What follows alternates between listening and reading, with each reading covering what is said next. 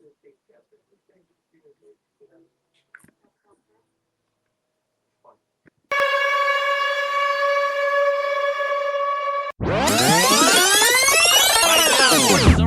and gentlemen, Conversations, others of war. the What If Show, hosted by Darius Davis, where real issues meet real people, where culture meets politics. From community leaders to athletes, activists to everyday voices. If it matters to people, it matters here. Where the truth, you know, ain't the only truth that exists. What if change started with a conversation? Every street got a story, every block got a legend, every city got a what if, every rumor got a message. We take the myth, the whispers in the night, flip the script, shine a light, turn the shadows into sight. What if studio? The What If Show. All right, right now I'm with my guy, Leon Space Jam Sewell. All right, coming today to What If Show. I want everybody to take a look right now. Right now we got Leon Space Jam Sewell in the building. Need people to like, subscribe, and watch in. He's in here live in the building. Hey, baby, I'm in the building. What's up, everybody? What's happening? What's happening? What's happening?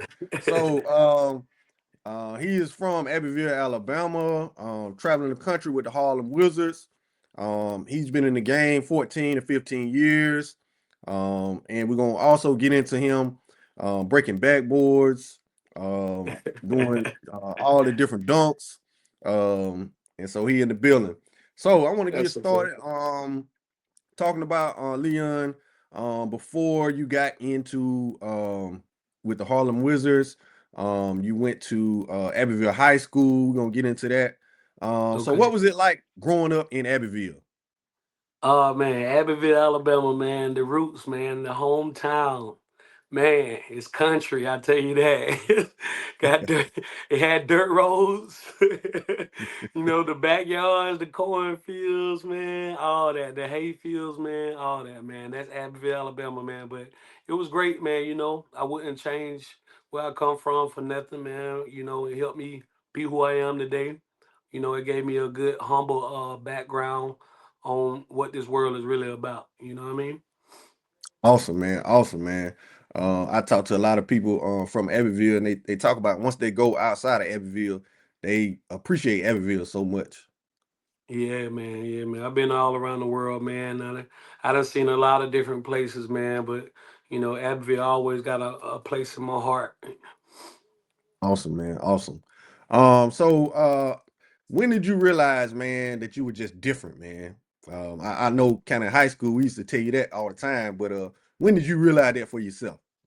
Oh man, I'm not gonna lie. When I was in middle school, man, probably my 8th grade year. Just growing up, playing at the park, Juride Park, playing among my peers, my classmates. And I realized that I had a special talent for jumping and playing basketball. So, what I mean? I was kind of like a little bit more advanced than everybody else. So at that point, I think that's when I realized that, maybe I can take this to another level and try to turn this into a profession. Okay. So I had in high school, man, we always have our doubters. We have people that just say this and say that. But really being honest, did people believe in you early on, or it was all you? Oh man, I think we had some really good players come out of Abbeville, and I'm not saying I was always the best. I was more like a third option, I would say, and I really, really just believed in myself. You know what I'm saying? You almost got to become like this mindset that you are who you say you are. You know what I mean? And that's what I did.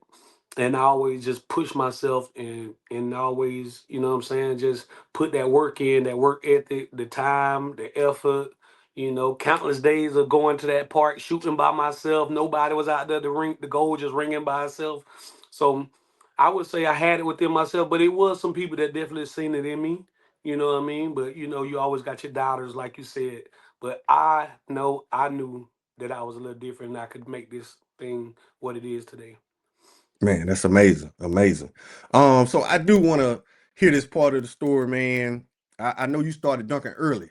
So Yeah. what was that first dunk you ever got? How did that feel, man? Oh man. When my first dunk, man, I think I was 14, maybe 15 years old, almost 15 years old. And just messing around down there at Jurad Park, man. Alley oop throwing, just jumping up there, grabbing, hanging on the rim.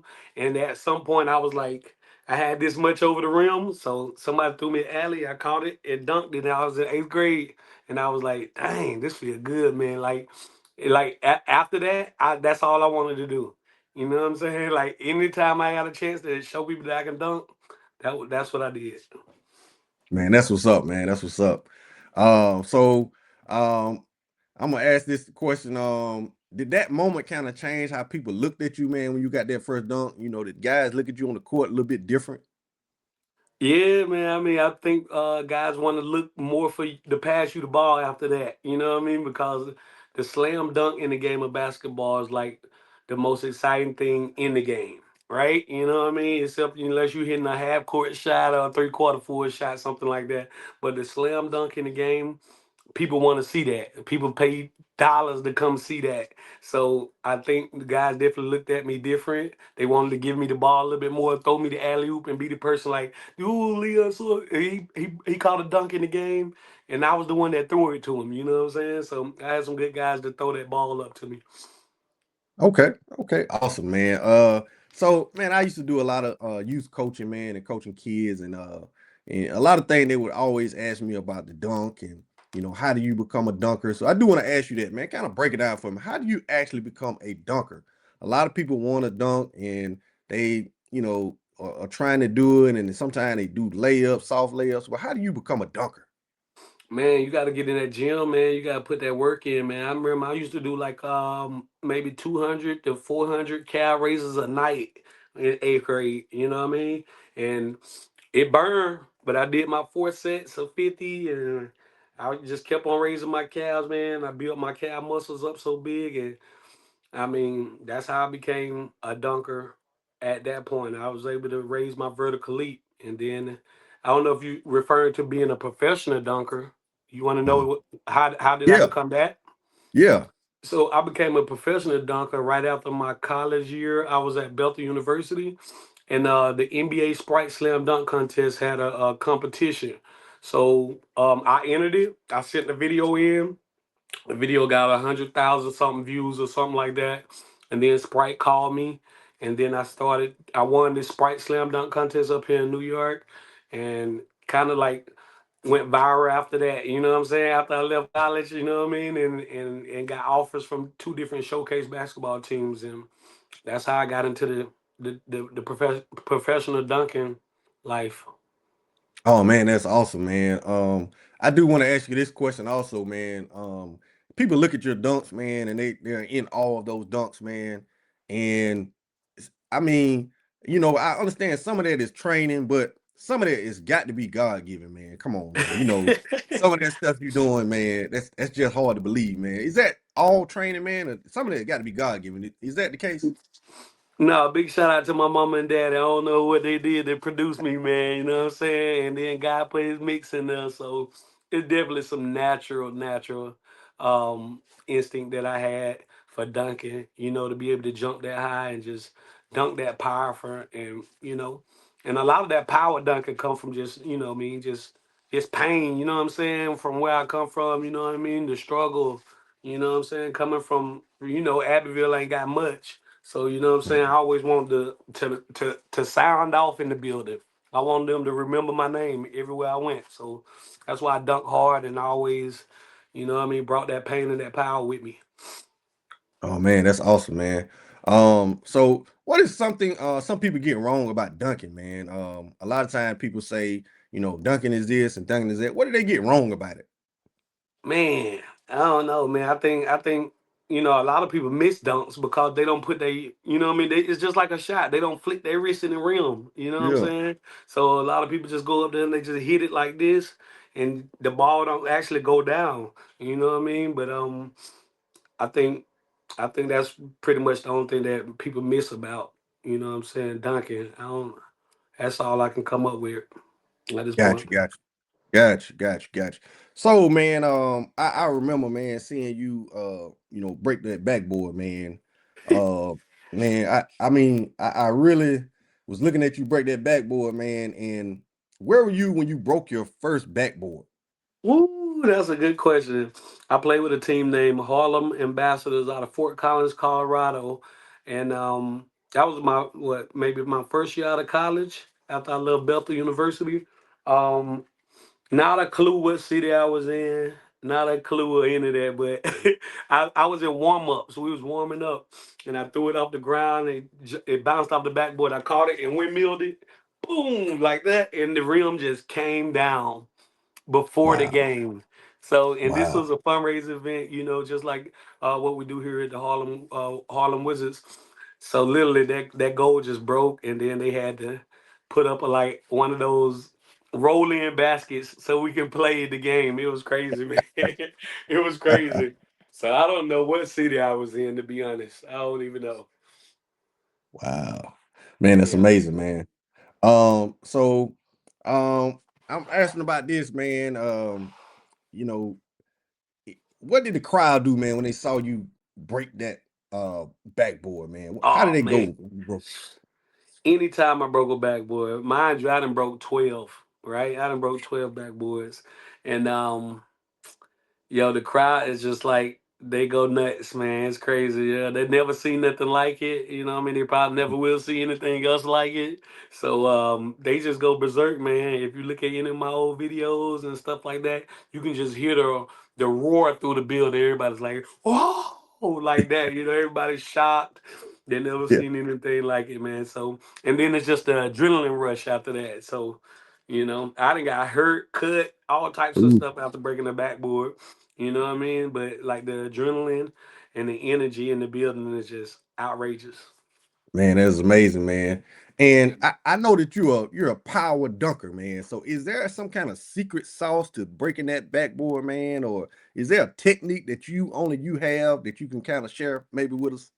Oh man, I'm not gonna lie, man. Growing up, man, I used to watch my big dog Chris Porter do a lot of dunks, right? Slam dunks and everything. And anytime that he dunked, I noticed that he always pulled his legs up and put all his weight on the rim. So my secret was, just coming down the middle of the lane, dunking straight forward to the rim, and just lifting my legs up and putting all my weight on the rim, man. And I think that's pretty much how I pretty much broke a lot of the backboards. And then it was a couple times I was just in my feelings, and I lifted some heavy weights in college, so I was strong. Yeah. That's what's Yeah, up, man. That's what's up, man. yeah. So man, be real, man. How many people from Abbeville can actually say that they broke a backboard, man? I know you said Chris Porter, man, but how many people you think actually say they broke a backboard? I think he about the only other person that I know of as of right now that broke a backboard. I can't really think of nobody else or nobody that even came to me and said that been able to do that. So, but I know we had a lot of high flyers come out of Abbeville. They got that Yeah, country bred, that natural strength that can jump high and yeah, dunk hard, man. I do know that. yeah, yeah, most definitely, most definitely. Yeah. Um, so what date or what year was it that you actually got with the Harlem Wizards? Okay, so I started back in 2011. It was around September 2011. Like I said, I used to play with a team named the Harlem Ambassadors, the Harlem Wizards. Ty Davis, he came and checked me out playing with them, and he came and offered me a better contract to come play with the Harlem Wizards. So ever since 2011, I've been traveling around the world doing fundraisers for different organizations with the world famous Harlem Wizards, man. So, That's yeah. amazing, man. That's amazing. Yes, sir. So what is maybe some of the biggest crowds that you've ever performed for? Oh man, I've been to China 9 times. I've been to Turkmenistan. I've been Mexico, Canada. I've been something everywhere, man. I think in Turkmenistan, I think we had a crowd about 30,000 people. 30,000 people over in Turkmenistan that we performed in front of. But I've also done halftime shows with NBA teams, the New York Knicks, the Brooklyn Nets, what I mean, in front of 25, 30,000 people as well, doing dunk shows as well. But with the Harlem Wizards, probably 30,000 over in Turkmenistan a few years ago before COVID. Awesome. Awesome, man. Awesome. So, what is probably the craziest moment on the road that you can recall during maybe one of your show or when one of the games that you played in you could think of? One of the craziest moments. Craziest moments, yeah. Oh man, so many different crazy moments. I can. There's no way I can just explain all of them right now in this short segment. It's been a lot of things that happen, man. I mean, we've been traveling. Sometimes our vehicles then broke down, and we almost late for the show. Then we get to this show, and then the most amazing trick shots happen.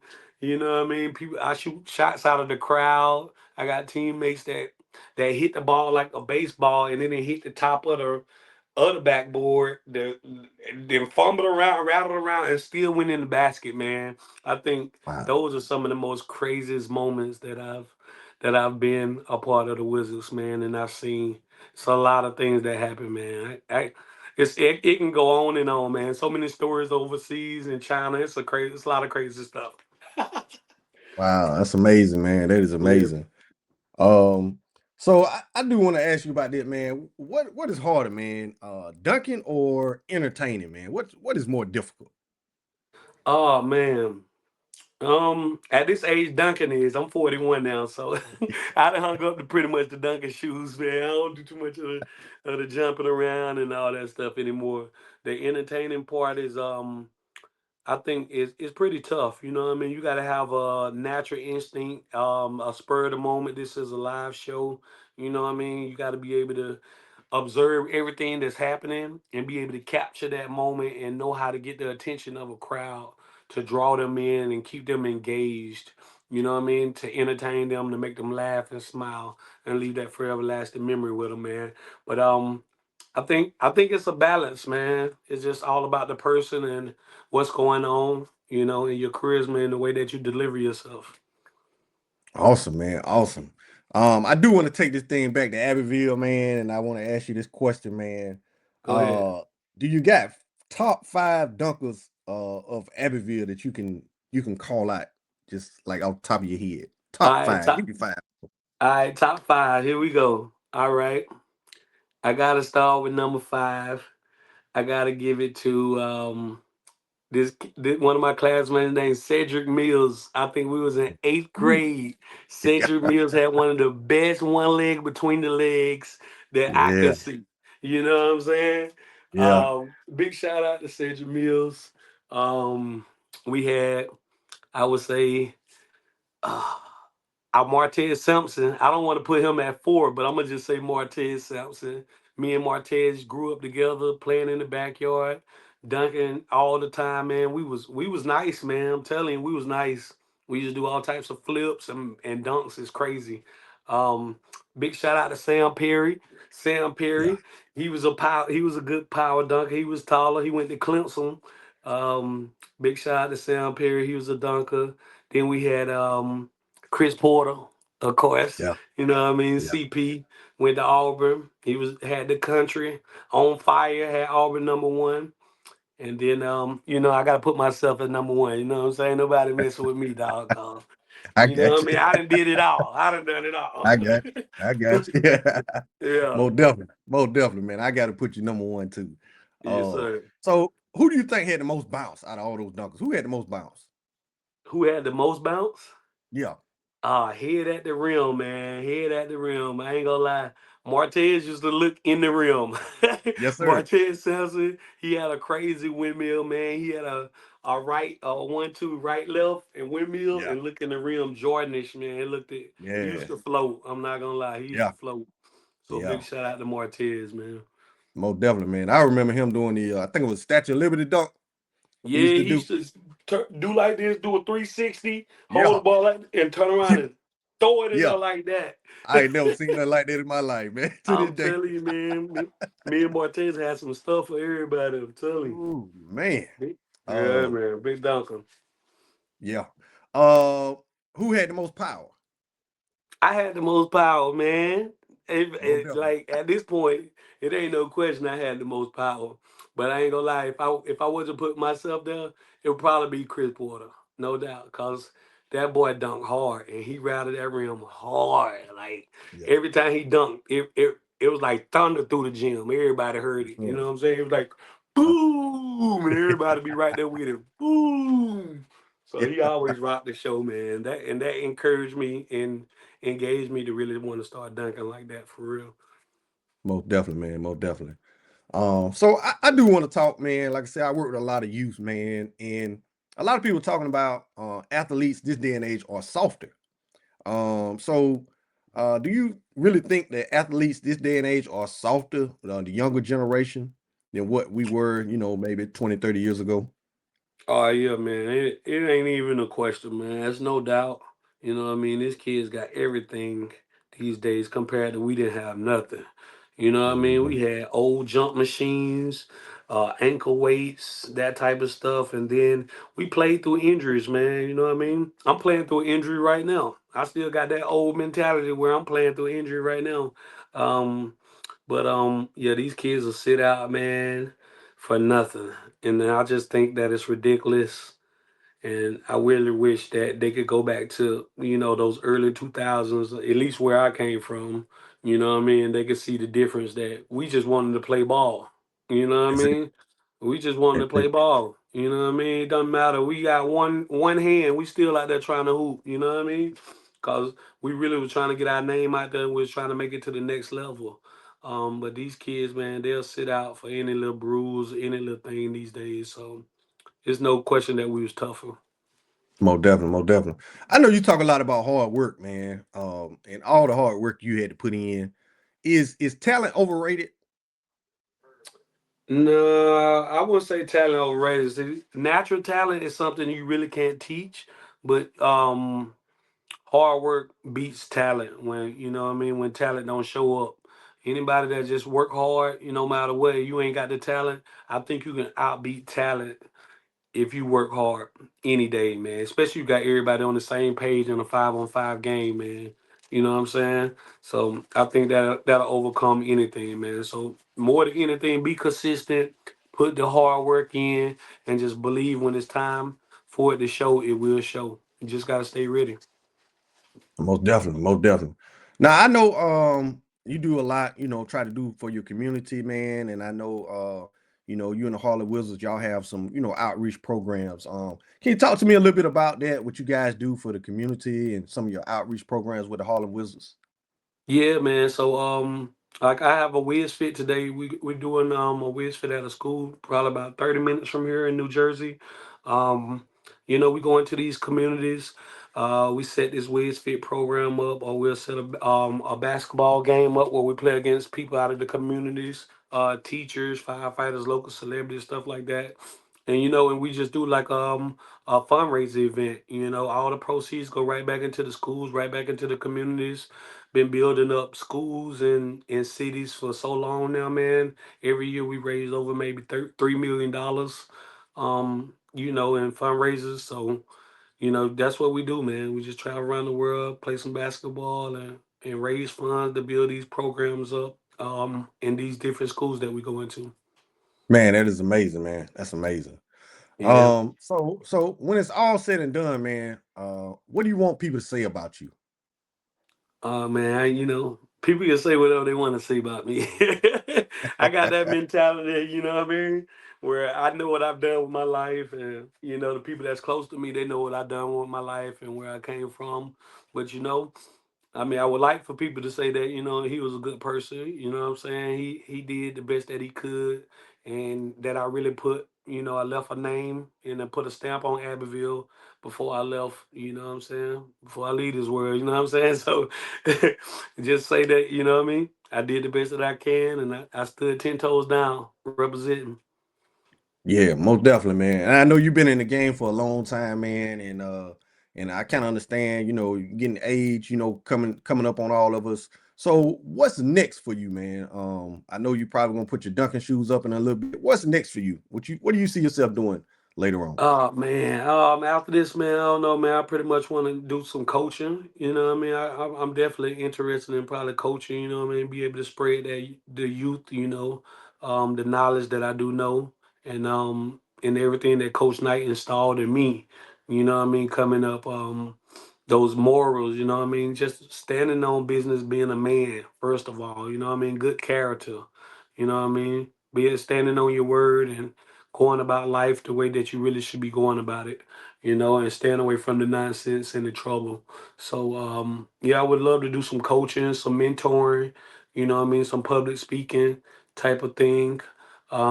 You never know, man. I got a lot of stuff brewing too. It ain't even near over with for me. So just stay tuned. You just stay tuned. There's a lot to come. I can't talk about everything. Gotcha. I Yeah. understand that. So this is the what if show. So I do have to ask you a few hypothetical what ifs. So what if basketball never worked out for you, man? Where If would you be at? basketball, oh man, that's a good question. If basketball never worked out for me, I would probably still be, I don't know, in some type of athletic sport. I probably would have did football. You know what I'm saying? Football. I Yeah. always loved to play football. I wouldn't mind going there, you know what I mean? At University of Alabama, you know what I mean? Roll Tide, big shot, Roll Tide over here. I'm sorry, no nobody. Don't rock with us, you know what I'm saying? So, Yeah. you know what I mean? I probably would have did football, you know, or if sports period didn't work out for me, man. Um, who knows what I would have been, man? I don't know. Maybe a pilot. Who knows? I like to fly. Yeah. I Yeah, got I got you. So yeah, I know in our time, man, we didn't have like a lot of social media. We didn't have a lot of, being able to get those views and things of that nature, man. yeah. Uh what if we had today's social media when you first got started dunking, man? What do you think you would have had going on? Oh man, with all what these kids have today, man, with the NIL deals and things like that, you know what I Yeah, mean? Being able to just post something on your page and then, you know, all these different colleges just go to your page and see what you are able to do or capable of. yeah, Yeah, man. I think it's no telling where I would be, man. I would definitely probably would have landed in the NBA somewhere, and that's what I believe. You know what I mean? But yeah, we didn't have that, man. You look at some of my old videos, everything's blurry. You know, people trying to make mhm, out what number you are. Or is that really you? yeah, We used to have yeah, have to copy DVDs and send it overseas to try to get overseas. Oh man, all types of workouts that we had to pull up on and be just, you know what I mean, in person. You had to go to these places in person. Today they don't have to really be there in person. They can just yeah, see it over the internet. So it's crazy in 4K. So yeah. yeah, that's how I see it as. Man, that's awesome, man. Awesome. So what would you tell a young 14, 15-year-old kid, kind of like you were? What would you tell them about their career and some of the things maybe they need to avoid? Man, I would say, man, just go for what you know, man. Stay solid. You know what I mean? Stay humble. Stay focused, man. Stay locked in. You know what I mean? Stay away from the trouble, man. There's so many different temptations out there, man. You know, drugs, alcohol, women, all types of things, man, that can just really get you in a bad position at an early age. And those are the type of things that you have to watch out for, man. Even some of your friends, man, you know what I mean? They can encourage you. You could be in the wrong place at the wrong time. Trust me, it didn't happen to me before. You know what I mean? Luckily I sought my way out. You know what I mean? God helped push me through. But just being in the wrong place, wrong time, around the wrong person, man, that influence can really change your life, and everything can take a dramatic turn real quick, man. So I would avoid and stay away from all that. Awesome, man. Awesome, man. I really appreciate you having you on my show today, man. And man, you really dropped some jewels today. And I definitely thank you, man. So I do want to ask you that last question, man. If Yes, sir. I someone appreciate you. want to reach out to the, Harlem Wizards or get in touch with Harlem Wizards, how can they do that? Oh man, they can go and check out our website at www.harlemwizards.com. You know what I mean? You can book an event. You can book a fundraiser event for your community. Bring us in, bring some excitement to your city, and also raise some funds while doing it. So yeah, definitely harlemwizards.com. You can always check us out right there. All right, man. I appreciate it, man. I want everybody to go like and subscribe. I'm with my guy Leon Space Jam Sewell. Yes, And I sir. really appreciate you having on the show today, my guy. Man, I appreciate you having me, man. It's a pleasure. It's an honor, man. Respect. Keep doing what you're doing. I got my eyes on you, brother. I always got Most you. definitely. Most definitely, man. Appreciate you. No doubt. No doubt. All right.